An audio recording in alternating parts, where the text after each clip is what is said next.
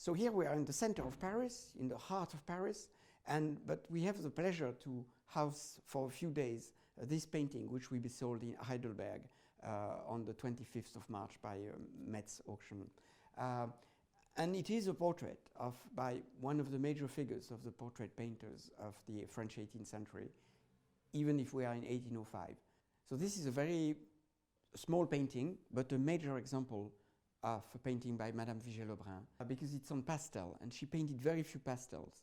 And as you know, pastel cannot be restored. It's just a colored drawing on rough piece of paper. And there is a freshness, and obviously this was made in front of the painting, by the artist in front of the model, with something very fresh, very immediate, like a photograph of the figure.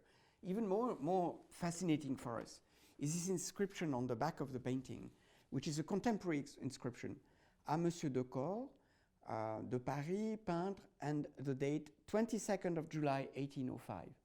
And de Cor was a colleague of Madame Vigée-Lebrun. He was a portrait painter.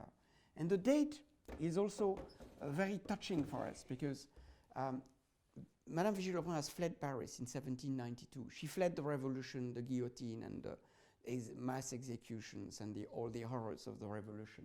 And she fled in Italy, and then in Austria, Russia, almost all over Europe. In 1805, with the Empire, she comes back. And this is the very month where she comes back to Paris.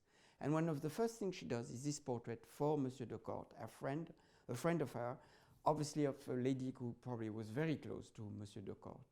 And so all this makes it a very, very touching piece. And it's fascinating to see that picture reappearing in Heidelberg, where we sold three years ago with Mr. Metz, a wonderful large portrait of Countess Palfy by Madame Vigée-Lebrun. So one picture calls the other, and this is the second, the offspring of the first great picture sold by Monsieur Metz.